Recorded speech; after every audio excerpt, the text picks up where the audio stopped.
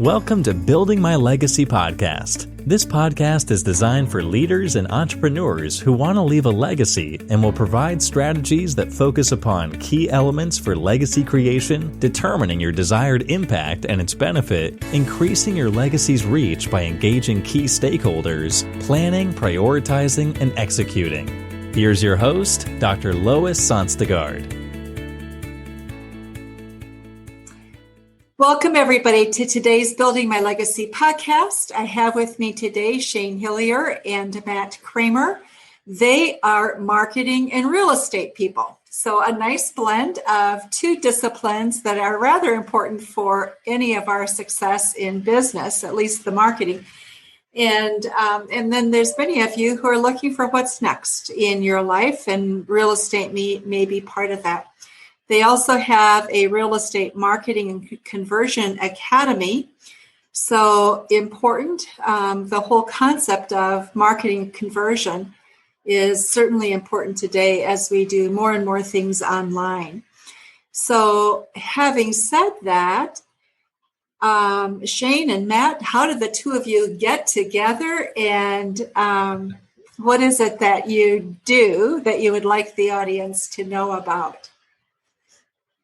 I'll let Shayne do that one. Yeah, sure. Well, thank you so much, Lois, for having us on the show today.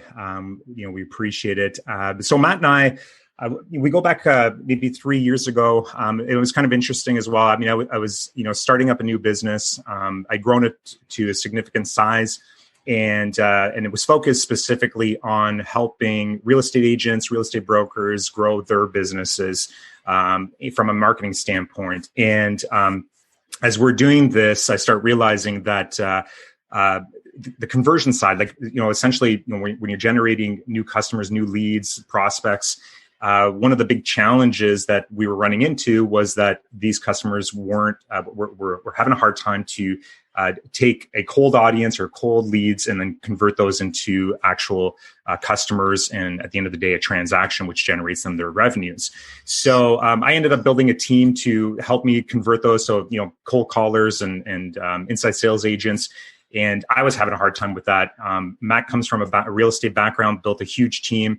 And so him and I just connected on Facebook. And actually, Matt did all of our training for our inside sales agents. And then we just started talking, and we decided to grow the Real Estate Marketing Conversion Academy to help other agents, brokers, build their own businesses, and so that they can learn the marketing side of it. And that's kind of how Matt and I came together.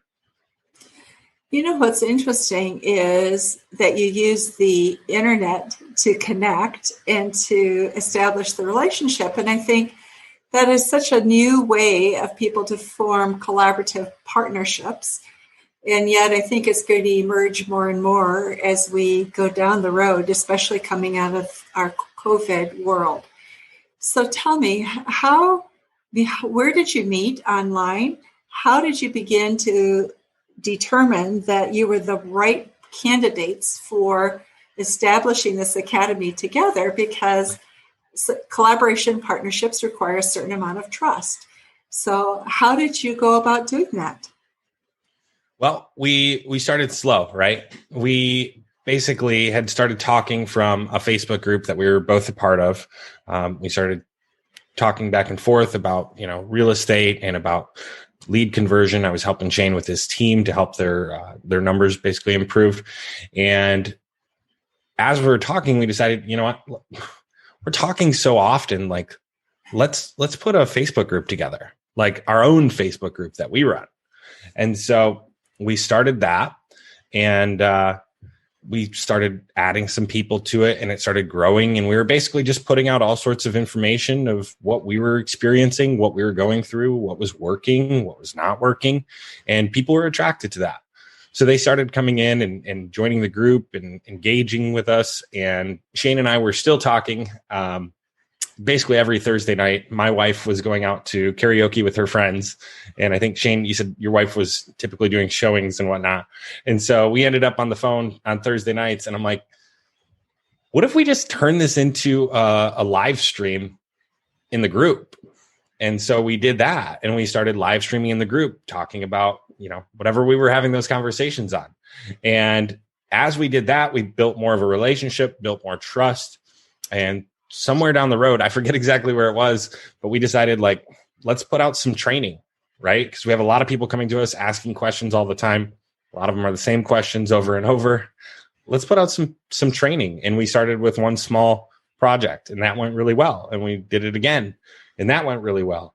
And I think about a month or two after those first two projects, we said, let's put, something big together. And that's where the Academy was born. So physically, where are you both located? Canada? Is that correct? Yep. Both of you? I'm in Toronto. Mm-hmm. And I'm in Southeast Michigan. Okay. And the interesting part, so Matt and I have only met once over the past 3 years, which is even more interesting. And I find, it's a very interesting thing that you can do now just with the internet and online and build these relationships and partnerships. And I think that, Matt and I may just be unique. And as you mentioned, it does take a lot of trust and a lot of confidence in the person that you're working with. But for whatever reason, with both of us, it's just worked, right? So we do still work on separate projects. So, Matt's got his own things. I've got my own thing. We have we have an arrangement for the Academy in this specific business, where we share everything. And it's just, I think that both of us are probably just unique in the way that, we can trust each other. So, and it's worked well so far. So tell me, trust has become, I think, a more difficult thing to assess, perhaps because of hype, because of how we spin things, especially on the internet. One of the things that I'm finding is there are a lot of people, you don't even bother to read the email. The email headline may be an interrupt, but I know, okay, this is just a spin, skip it, right? There's no substance, no depth, no whatever. And I think there's getting to be more and more of that sense. But how did you know that you could trust one another to do this collaborative effort together? Yeah. So, for me in those initial projects, we were splitting the work up. I was doing what I was told to do or what I wanted to do and what I said I was going to do, however you want to word that. Basically, we'd agreed on who was doing what. And with the first project, it got done, It got done. And then we did it again. And we agreed on what was going to get done, and it got done, And so as time's gone on, and we've both gotten busier, we've built a bigger program now. There are times where maybe I don't get something done right on the first time, or Shayne doesn't get it done right on the first time, but there's communication has really been a big key, right? So I think in the beginning, we were just both doing everything we could to make sure we're pulling our weight. And then as time's gone on, it's been more about communication, right? And just being honest, I don't really want to go this route with this program. I don't really want to go in that direction. I really think it's important we dive in here. I really think it's important we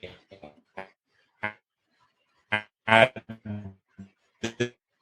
this program or add this feature to the program, like comedic improv. And so it's really common in that world that you pick up whatever ideas people are giving you and you have to run with them, right?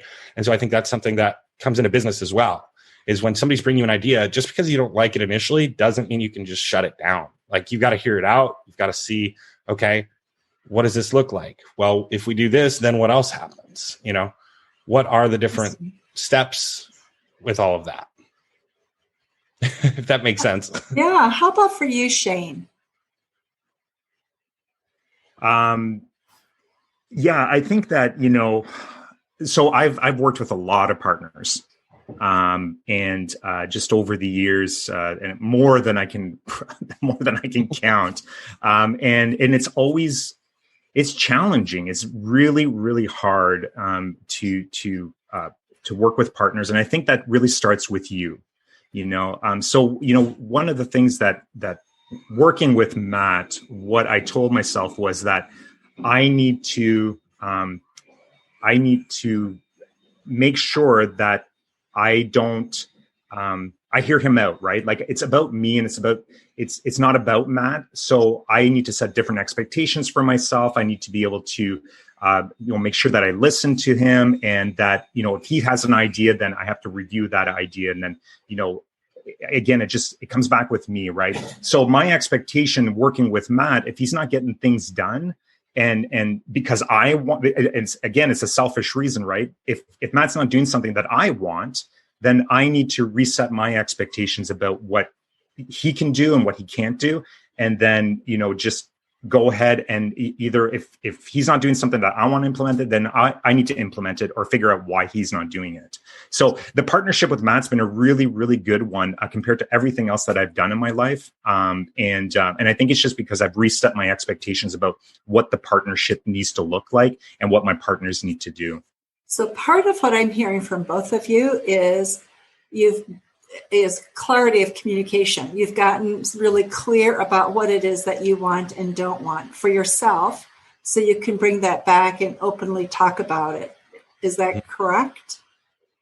Yeah, absolutely. And then the other thing I'm hearing is you don't spend much time blaming the other person if something doesn't get done. You hold yourself accountable for what's happening and figure out why it's not working.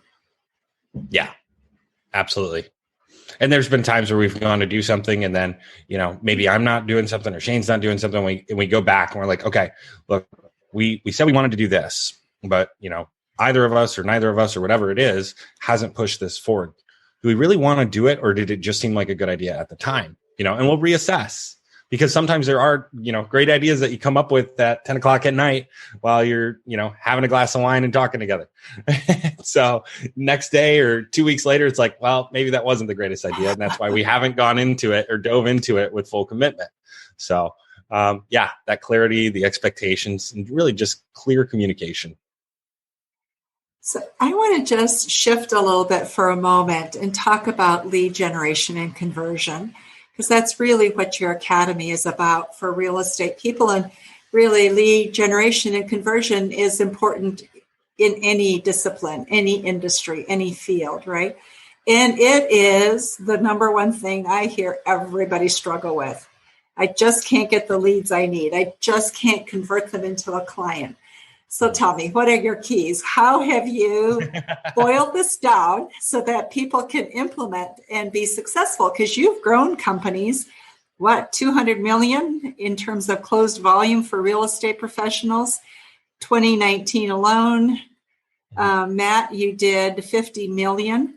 So that's impressive. So how have you gone about doing that? And how do you let's start with leads, and then we'll go to conversion. So what are the number one mistakes people make in finding leads? Let's start there. Yeah, no worries.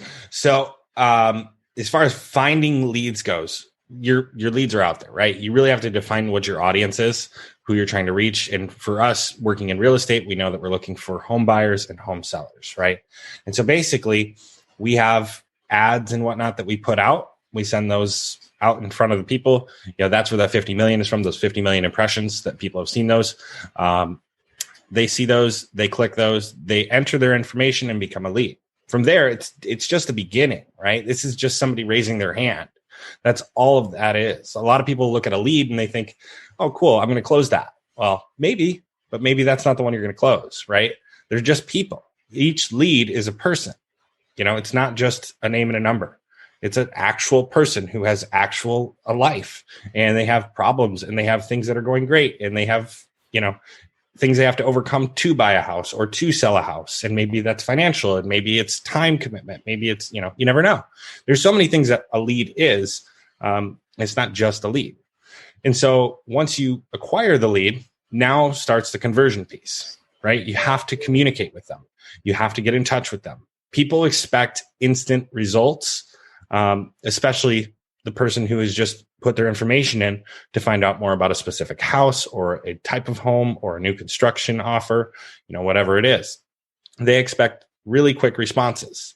I can have groceries here in 3 hours. I can have food from anywhere within 10 miles pretty much delivered in the next half an hour, So when somebody enters their information, if they're not hearing back from a real estate agent in like 3 minutes or less, that's typically our goal. If they're not hearing back, they're going to forget about it.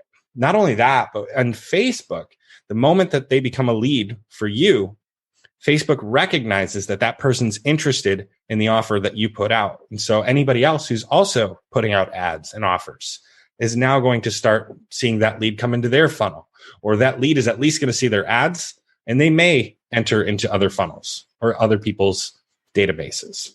So, that's kind of where it all starts, is getting the communication started. So what I hear you say is it's that speed of response that is huge, and that response time is getting shorter and shorter as we do more things online. Is that correct? Absolutely. Yeah. Think, if you go on to get an insurance quote and they give you all the information and then you fill everything out, and at the end it says, perfect, someone will be in touch. How disappointing is that? Because you're waiting for that number. Like, what's my insurance rate going to be? What's this going to be? And then all of a sudden it's like, someone will be in touch. It's like, oh, okay. And then if you don't hear from somebody in the next 3 to 5 minutes, it's like, well, all right, I've got to go do something else. I've got other things to do today. I was hoping to get an answer right away. I didn't get it. No one's called me right away. I'm off doing other things. So leads we used to generate largely by networking. It was also by direct response, mail, whatever, telephone at times. Are you still using those approaches, or are you primarily online at the moment? So our program teaches the online approach. It's not that the other approaches don't work. Some of them are not as cost effective or as time effective as they once were. So that's why we typically recommend online lead generation, and that's what we teach. And I also think from a scalability, from the perspective of being able to scale your business, obviously the paid advertising is really where to go, right? And all of every other method still works. And in fact, we still do quite a bit of, the offline sort of methods. We teach it as well. So we teach, how to network how to network to get clients, how to organically get clients from, Facebook, Instagram, and some of the other platforms. But the reality is, if you want to start scaling your business, the paid advertising side, where you're generating leads, you're following up with those leads, is where you need to start looking into. So talking about that, Shayne, as you start investing in advertising, online advertising, Facebook, Google, you use Google too, do you? Yep. What kind of budget should a company realistically look at as a percentage of do you do it as a percentage of revenue? Do you use it as a percentage of anything?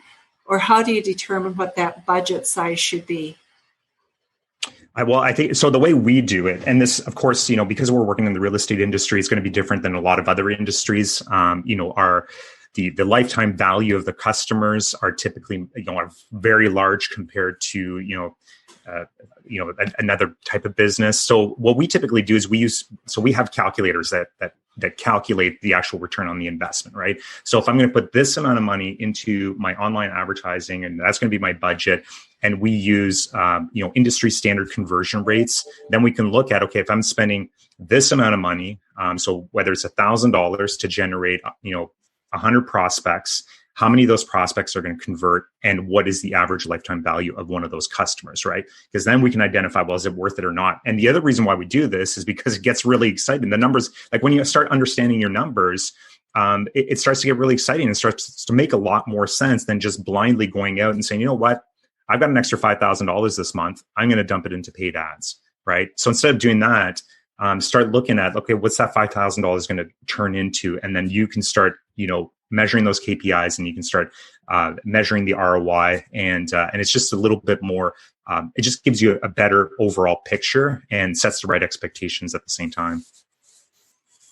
So as somebody approaches going online and doing advertising to generate their leads, what advice do you have in terms of 1, 2, 3 things they should think about checklist that they should have in their head about what they do and how they approach it? Yeah, so I think the number one thing, and I think a lot of people, miss the mark on this, is specifically, so we do a lot of Facebook advertising. That's like our primary channel. One of the things that you really want to focus on is creating, irresistible offers. Because what you're trying to do here is you're trying to attract somebody to actually click on your ad, input their information so that you can take that information, put in your database, start following up those people. And I think a lot of people miss that, right? So, even in the real estate industry, what we're doing is we're trying to put together offers that are specific to those real estate agents or those brokers. And those offers typically are an irresistible offer that, gets somebody to stop scrolling and then click on that ad.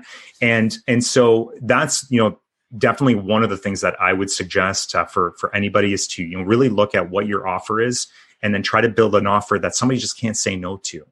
And then put that in front of your audience. So Shayne, there are a lot of offers out there, and people talk about what is an irresistible offer. How do you define it, and what does a good irresistible offer look like?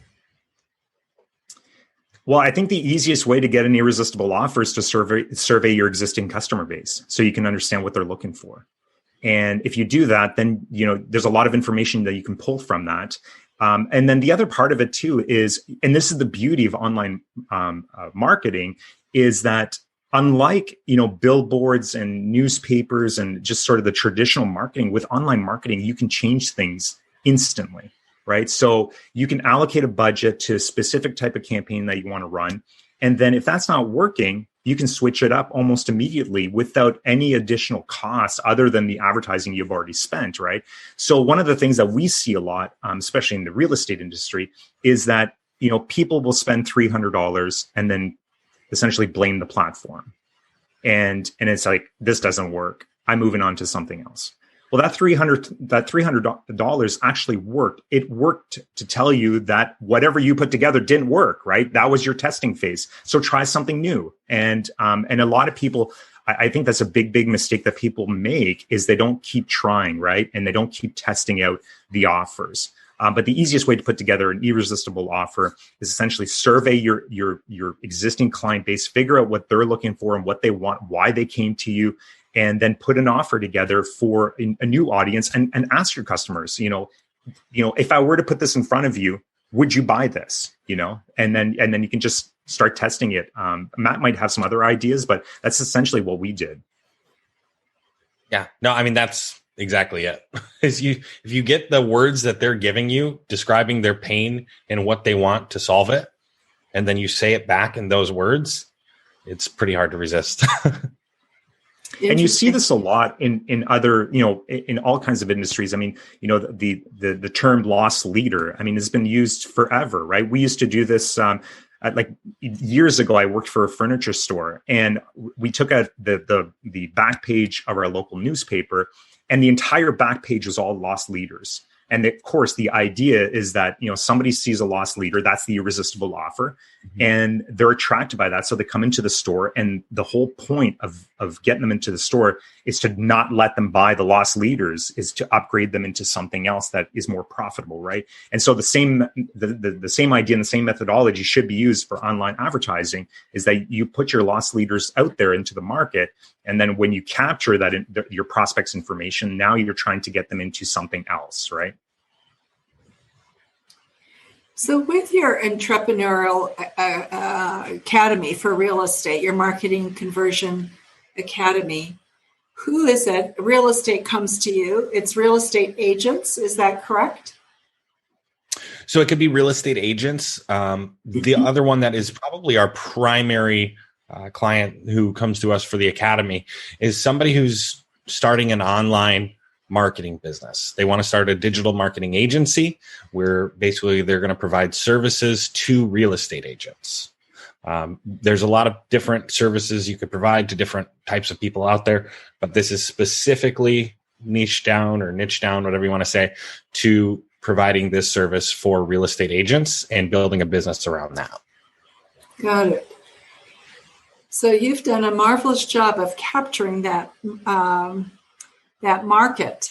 And so I want to go back to our leads. we got our lead. How do you go about converting them? You call them. Okay, so you're back to the old-fashioned system. You call, literally. Well, yeah, and you'd be surprised on how many people don't call their leads. It's unreal, and they're relying on email or they're relying on text messages. And the other thing that we see a lot is that people are making one phone call, and that's it, right? Again, as Matt said earlier, you need to treat your leads as people. Remember, and try to put yourself in your leads' shoes. Like when you opt into something on Facebook or you see an advertising, on any other channel, and you put in your information, what's the next thing you do? You get distracted and you do something else, right? So I think that, one of the biggest problems that we see in our industry is the follow-up, right? So not having a proper system in place to take in your leads, not having a proper CRM system, and then not having a proper follow-up strategy with those leads. And the other thing too, that to remember is not everybody's ready to buy what you have to sell right now. And that's just the reality of this, right? So you need to stay in front of them. And so that means, more emails, it means more text messages, it means more phone calls, and then also making sure you're dialing in your scripts. Our clients need to use, we teach the conversion, that the calls and what to say and all of that. And to also dial in the systems that they need that keeps them on track on following up with their leads.